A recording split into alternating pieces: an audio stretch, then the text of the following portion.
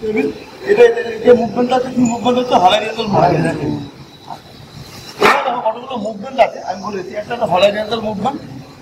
এই যে মুভমেন্টটা আছে এই মুভমেন্টটাকে বলা হয় ক্রস মুভমেন্ট। টেবিলটা ক্রস মুভমেন্ট হয়, তার দুটো মুভমেন্ট হলো। আরেকটা যে মুভমেন্ট আছে এটাকে বলা হয় ভার্টিক্যাল মুভমেন্ট, মানে উপর নিচে। ঠিক আছে, তাহলে কি কটা হলো?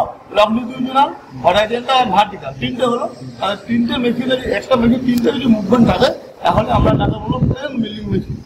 প্লেন, কিন্তু না প্লেন নয়, আমি বলছি তিনটে হলো প্লেন।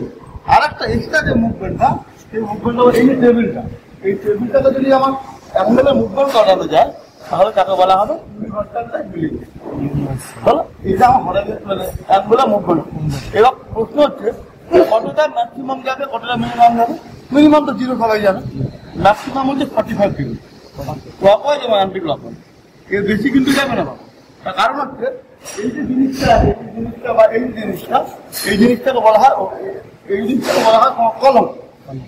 এটা বলা হয় কলম, এই কলমে গিয়ে লেগে যাবে, তার জন্য ওটা ম্যাক্সিমাম 45 ডিগ্রি অ্যাঙ্গেলে বেশি যায় না।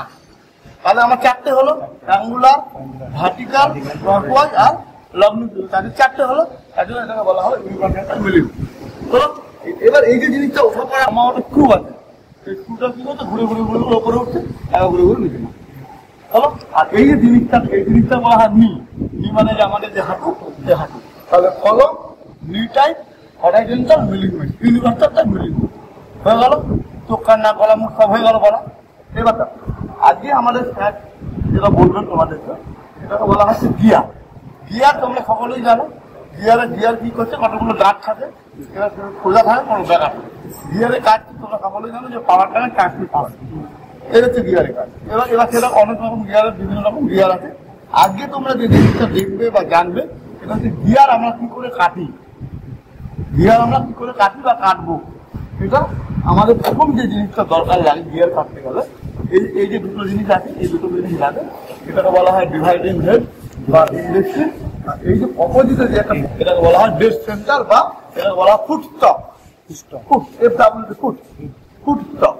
আর এটাকে বলা হয় লাইফ সেন্টার। লাইফ সেন্টার মানে এটা ঘুরছে, এটা ডেড, ডেড মানে মৃত, বাংলা কথা মৃত। যেমন লেড মেশিনের সেন্টার থাকে, বিটুইন সেন্টার থাকে লাইফ সেন্টার, ডেড সেন্টার, এরকম টেল স্টপ সেন্টার থাকে, এটা ওটা হলো। এই যে গিয়ারটা হচ্ছে, এই গিয়ারটা আমাকে প্রথমে হোল্ড করতে হবে। হোল্ড করতে হলে প্রথমে কি করতে হবে, প্রথমে এই যে জিনিসটা দেখতে পাচ্ছি ওখানে একটা জিনিস আছে বানানো, এই যে জিনিস এটা নাকি এই যে এরকম লোহার একটা রড, দেখো বিভিন্ন রকম টার্নিং করা আছে, টেপ টার্নিং করা আছে, আর শেড কাটা আছে। এই যে জিনিসটা, এটার নাম হচ্ছে ম্যান্ডেল। ম্যান্ডেল, কোনো ম্যান্ডেলটাকে স্ট্রেট ম্যান্ডেল, কোনোটাকে টেপার ম্যান্ডেল, এটা স্ট্রেট ম্যান্ডেল। এবার ম্যান্ডেলের এখানে এটা কিন্তু আলাদা পার্ট, এখানে একটা এরকম করে করা আছে, এরকম অ্যান্টেনা মতো। এই জিনিসটার নাম হচ্ছে ডগ টেল মেকানিজম, ডিওজি ডগ। ডগ মানে কি কুকুর, ডগ টেল মেকানিজম। তার কারণ হচ্ছে এই যে মুভমেন্টটা, এই মুভমেন্টটা কি করছে, এই যে এখানে খাঁজগুলো করা আছে, এই খাঁজের এখানে আমি আটকে দিচ্ছি। তাতে কি হচ্ছে, এখানকার যে এখানে যে মুভমেন্টটা হবে, এই মুভমেন্টটা এ নেবে। যদি এটা না থাকতো তাহলে সেন্টারে ঘুরতো, এ তো ঘুরবে না। আর আমাকে একে এই পাওয়ারটাকে নেওয়ার জন্য এটা একটা বহন করছে, ক্যারি করছে, মানে ডগ টেল মেকানিজম, মানে কুকুরের ল্যাব। কুকুরের লাগবে না, খোঁজা হয় না, দেখা থাকে এরকম। তাহলে এটা হচ্ছে কি, এটাকে আমি এখানে লাগিয়ে, আর এগুলো হচ্ছে তোমার ওয়াটারে কাজ করছে। ঠিক আছে, আমি এটাকে এবার এটা খুব ভালো করে টাইট করতে হবে, আমার উপর এখন লাগবে। এটা আমার অপোজিট এদিকে থাকবে, আর এটা বাইরে থাকবে। আমি টাইটটা দিয়ে দেবো, ওইটা করা ঠিক ওই তো। এটাকে আমরা যখন দুটো একসাথে যাবে তখন সেটটাকে আমরা একটা মেশিনে গ্রহণ করে ওই জন্যই আমরা ইউনিভার্সাল করছি, তাহলে আমরা পার্টটাকে আলাদা করি।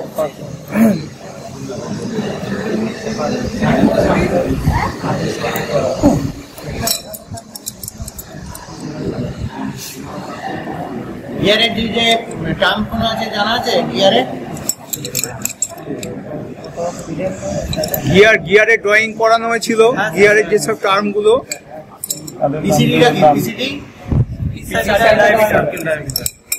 অ্যাডেন্ডাম ডিডেন্ডাম কোনটাকে বলা হয়?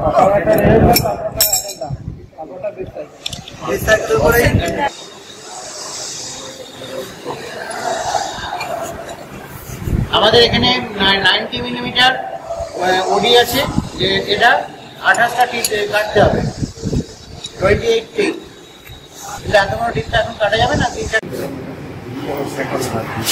কোথায় গেল?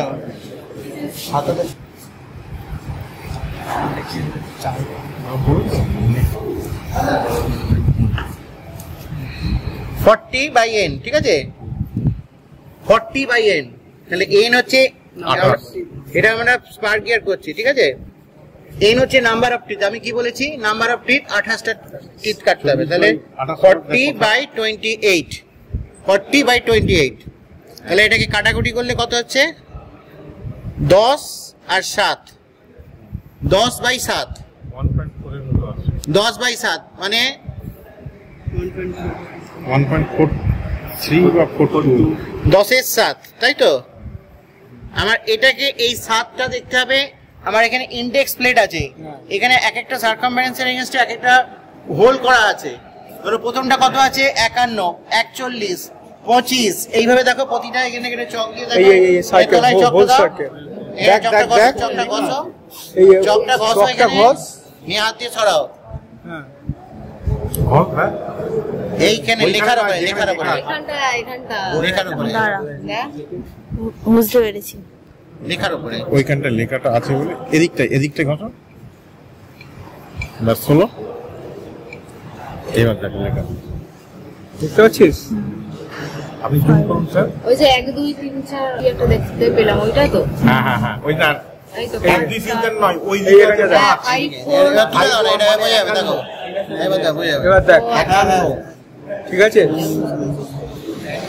1-2 নয় কিন্তু 5-এর পরে 1, মানে 51। এই যে ধরো, এই যে আমার দেখো জিনিসটা কি আছে, দেখো এই সার্কামফারেন্স আছে,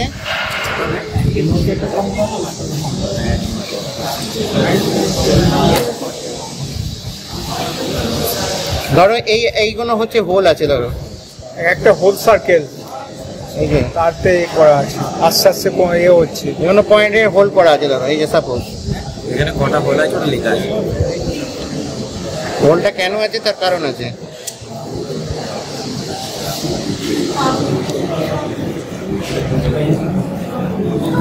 ধরো এই দাগগুলো হচ্ছে হোল, ঠিক আছে, মানে এরকম হোল আছে এখানে, এরকম ভাবে।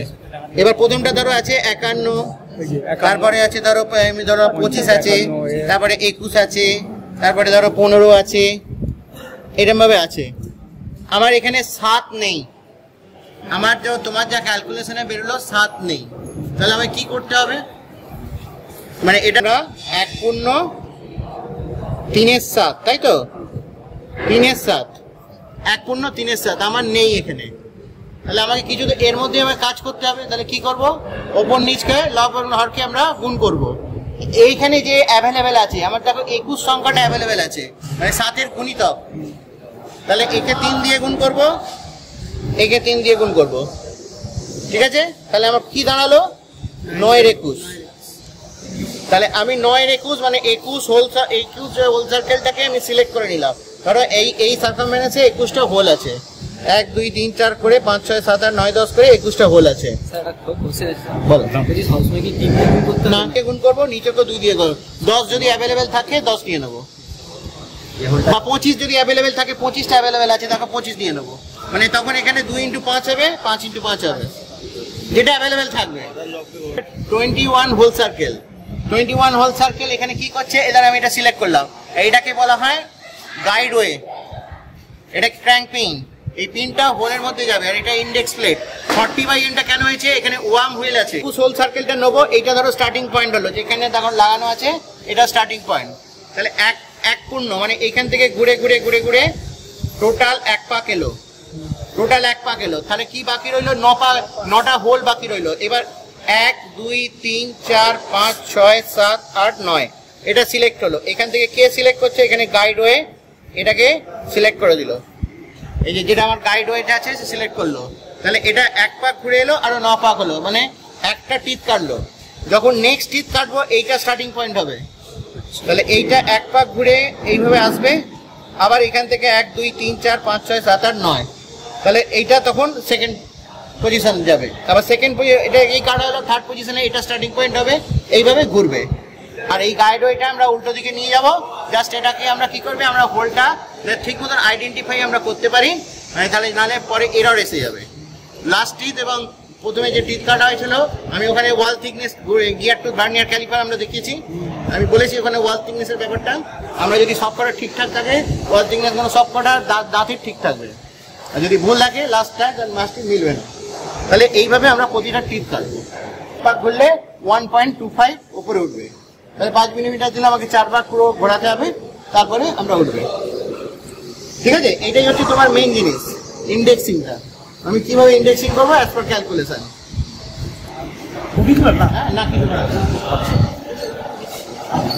এবার দেখো আমি কাটারটাকে যা চালু করলাম, এইবার আমার কি করবো, কাটারটা সামনে জবটা আমি যাই স্টার্ট করো, চকটা ফেলে নিলাম। না না, এখানে দরকার ছিল তো। কাজ হয়ে গেল।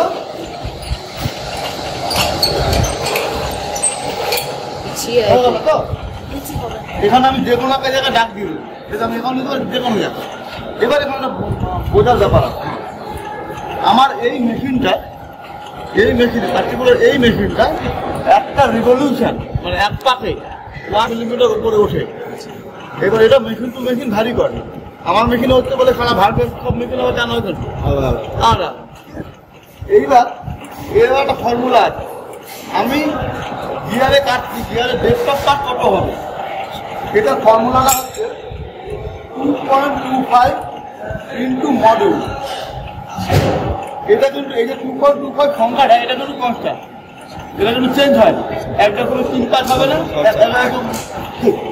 এটা তোমার হাজার চৌধুরী ভলিউম নাম্বার 2 যে বইটা আছে, হ্যাঁ পার্ট 2 ওয়ার্কশপ টেকনোলজি হাজার চৌধুরী ভলিউম নাম্বার 2 যেটা, দেখবে এই ফর্মুলাটা একটা গিয়ারের ডেস্কটপ কাট হচ্ছে 2.25 মডিউল। এবার মডিউলটা কাটো আমার 3 যা থাকবে তাই দিয়ে গুণ করবে, ঠিক আছে। এখানে যখন 3 দিয়ে গুণ করি তাহলে গুণফলটা বেরোবে 6.67, ঠিক আছে, ঠিক আছে। এবার আমি ডাকবো 1, তখন 1.25 হয়ে গেল, 2 3 4, 4 হলো মানে কি 1 2 3 4, আমরা 1.25 মানে এখানটা কত হলো না, এখানে 2.5 হলো, আর এখানে 5 হয়ে গেল, 5 মিটার হয়ে গেল, কত হলো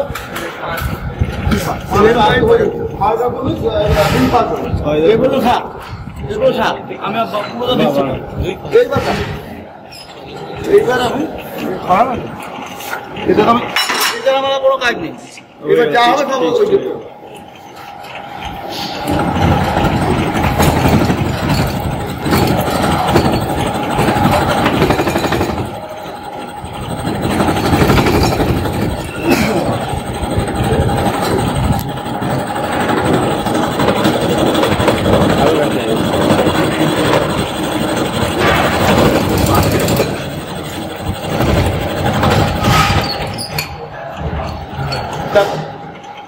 একটা জিনিস তৈরি হলো, এই যে জিনিসটা যেটা তৈরি হলো, এই যে একটা জিনিস একটা ডিজাইন তৈরি হলো না, এই ডিজাইনটার নাম কি জানো, এই ডিজাইনটা যে তৈরি হলো গিয়ারের, এই যে ডিজাইনটা, এই যে ডিজাইন, এটা একটা প্রোফাইল তৈরি হলো না, এই প্রোফাইলটার নাম হচ্ছে ইনভলিউট প্রোফাইল।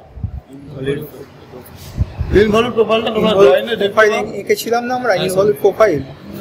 সেই জন্য এই যে কাটারটা, এই কাটারটাকে কিন্তু আমরা মিলিং কাটার বলবো না, আমি দোকানে গিয়ে আমাকে বলতে হবে দাদা 3 মডিউল 4 নম্বর কাটার ইনভলিউট গিয়ার কাটার দিতে হবে।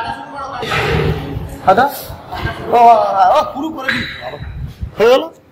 এইবার আমি এখানে ইন্ডেক্সিংটা করলো 1 রিভলিউশন 9 বলে দিয়েছেন। এবার দেখো এটা ঘোরাবো যখন এটাও ঘুরবে, দেখো এটা ঘুরছে 1 পাক, এবার 9 ঘর,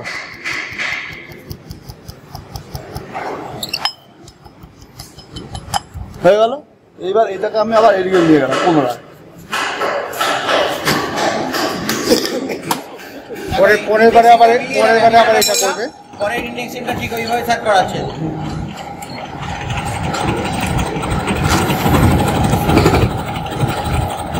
মানে এইটা আমি যে ঘোরালাম, ঘোরানোর পরে এই যে জিনিসটা চেঞ্জ হলো, এইটা কিন্তু সেম হবে প্রত্যেকটা গাছে। সাগানো কিন্তু অদল বদল হয়ে যাচ্ছে। ঘোরাবে না স্যার ঘোরাবনি, আগে হয়ে যাক, এইটা হয়ে যাক পুরোটা। না এই ইঞ্জেকশনটা ঠিক করবে, এইদিকে পরেরটা করবে তুমি। সেই একবার বুঝিয়ে দিন একবার ভালো করে। এই একবার কাটা হয়ে যাক, তারপর এটা দাও বলে দেবে। এই যে সেট করা আছে, এই যে এবার এইটা তুলে নিয়ে আবার এই সেটিংয়ে একবার ঘুরিয়ে এতখানটি যাবে।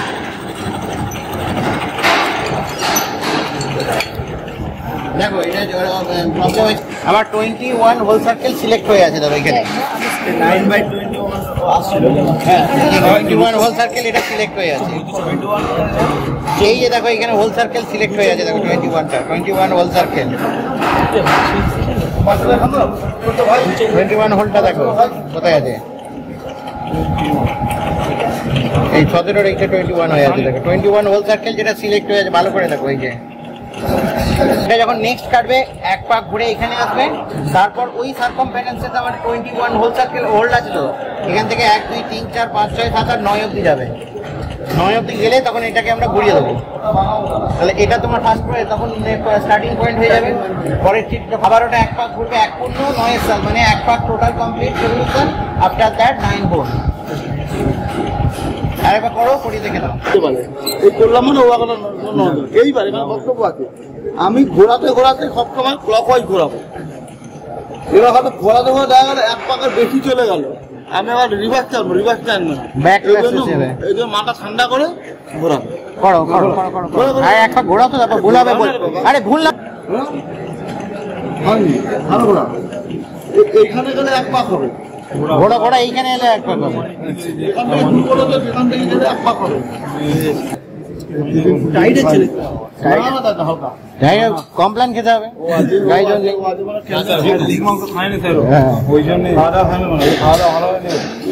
তারপর রোজে কাজ হচ্ছে, একটু ওয়ারেসও খেতে হবে।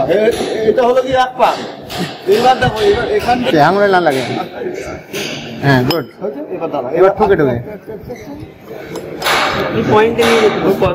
তাহলে এক পাক হলো, নগর হলো। এই যে মিলিং এর যে প্রসেসটা, এই মিলিং এর প্রসেসটা দু রকম হয়।